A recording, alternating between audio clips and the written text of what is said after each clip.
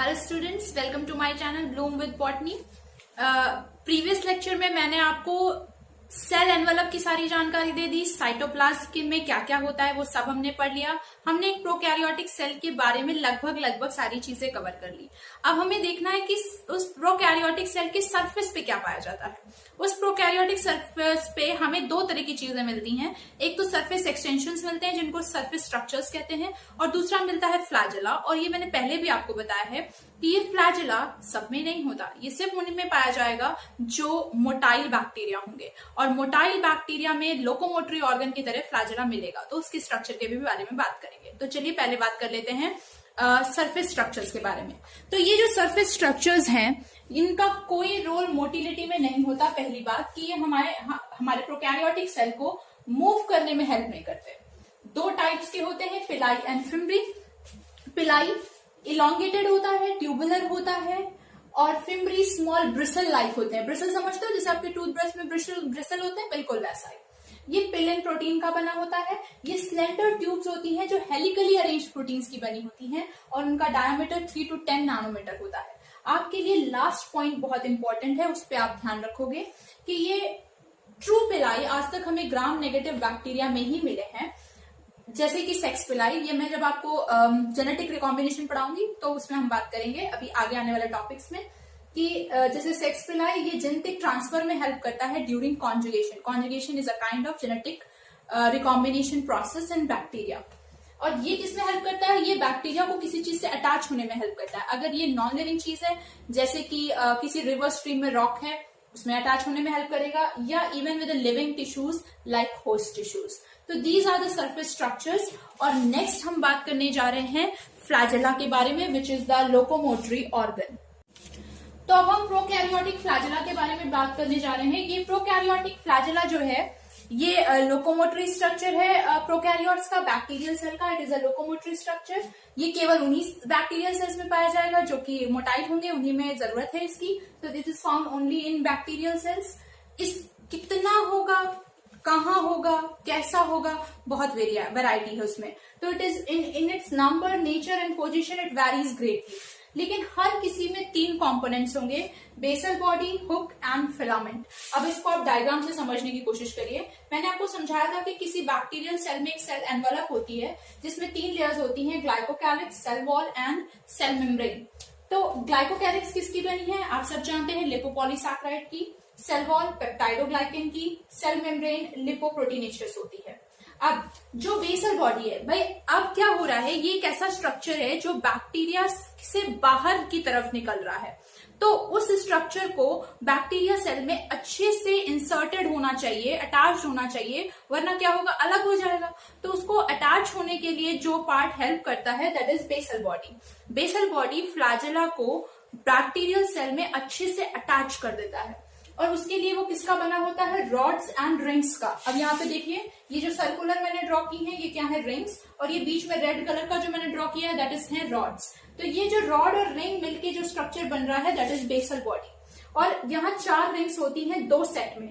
Proximal का मतलब होता है पास, और डिस्टल का मतलब होता है दूर, और ये हमेशा सेल के रिस्पेक्ट में होता है। तो सेल से पास कौन सी है? S and M, और दूर कौन सी है? L and P। तो proximal set is S and M and distal set is L and P। अब ये नाम क्यों रखे गए? L, P, S M नाम कैसे रखे गए? देखो यहाँ पर लिपोपॉलीसैकेराइड है तो L नाम की रिंग है, पेप्टाइडोग्लाइकेन है तो P नाम की रिंग है, और सेल मेम्ब्रेन में 2 रिंग है S and M, supra membranal and membranal. अगर आपको याद हो, मैंने ग्राम नेगेटिव और ग्राम पॉजिटिव जब आपको समझाया था तो वहां लिखाया भी था कि एक में 4 रिंग्स मिलती हैं और एक में 2 रिंग्स मिलती हैं। तो यही वो अंतर है, यही 4 टाइप्स की रिंग है। तो इसने क्या किया, बेसल बॉडी ने इसको यहाँ अटैच कर दिया। Now the main portion is that this filament. ये फिलामेंट ही है जो मूवमेंट करने में हेल्प करता है, और इस फिलामेंट को बेसल बॉडी से एक कर्व्ड स्ट्रक्चर जोड़ता है एंड दैट इज हुक।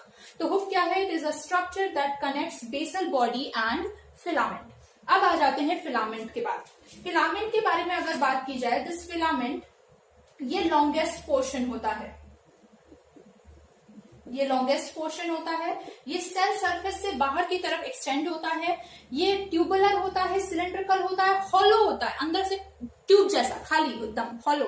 बना किसका होता है? हेलिकली अरेंज्ड फ्लैजेलिन प्रोटीन्स का बना होता है और ये अरेंजमेंट 4+4 होता है। ये क्या चीज है अभी मैं आगे आपको समझाऊंगी।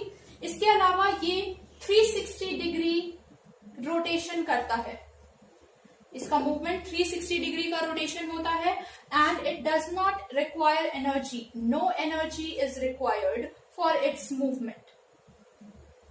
तो फिर ये कैसे मूव करता है, ये टर्गर प्रेशर के चेंज से मूव करता है, टर्गर प्रेशर के चेंज से मूव करता है। ठीक है, so this is all about the prokaryotic flagella.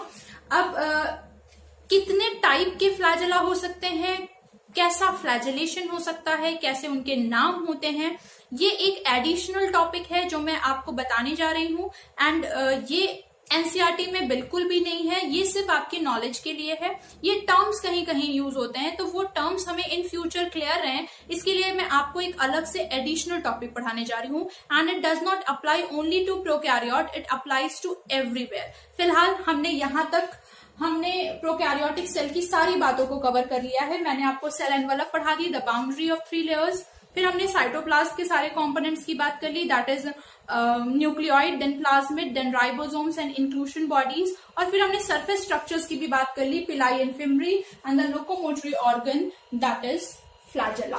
ठीक है, अब मैं कुछ एक्स्ट्रा चीजें भी आपको बताऊंगी, उन एक्स्ट्रा चीजों को देख लेते हैं। तो कुछ एडिशनल फैक्ट्स मैं अब आपको बताने जा रही हूं जो कि एनसीईआरटी में नहीं है, लेकिन ये टर्म्स कभी कभी आ जाते हैं तो हमें पता होना चाहिए।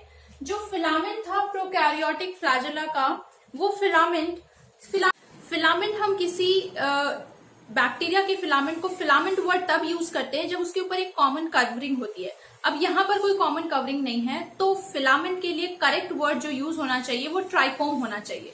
अब आप यहाँ देखिए कि जिन बैक्टीरिया में ये ट्राइकोम एब्सेंट है यानी फ्लैजेला एब्सेंट है, यानी जो नॉन मोटाइल बैक्टीरिया है, उनके लिए वर्ड हम यूज करते हैं एट्राइकस। बहुत बढ़िया एग्जांपल है लैक्टोबैसिलस, ये एग्जांपल आप सब लोग जानते होंगे, curd forming bacteria.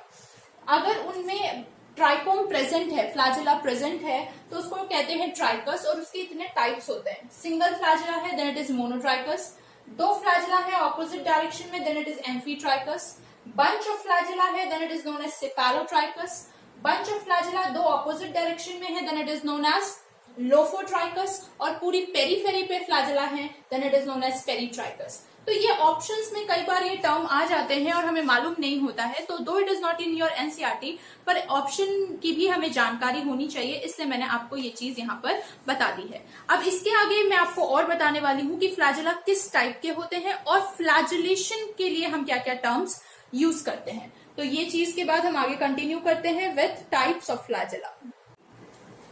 So these are the types of flagella. ये इन जनरल फ्लैजेला की बात हो रही है, यहाँ यूकैरियोटिक प्रोकैरियोटिक की बात नहीं कर रही हूं मैं। इन जनरल फ्लैजेला जो है वो इतने टाइप का हो सकता है। अगर वो एकदम स्मूथ है यानी उसके सरफेस पर कोई हेयर, कोई आउटग्रोथ नहीं है, तो उसे स्मूथ या विप्लाश या एक्रोनिमेटिक टाइप कहते हैं। No hairs on the surface. अगर इसकी सरफेस पे हमें हेयर दिखते हैं तो ये रफ या टिंसल या प्लूरोनिमेटिक टाइप होता है। और फर्दर 2 तरह का हो जाता है, अगर सारी आउटग्रोथ्स एक ही साइड है then it is known as stichonematic type, और अगर दोनों साइड हैं then it is known as pantonematic type.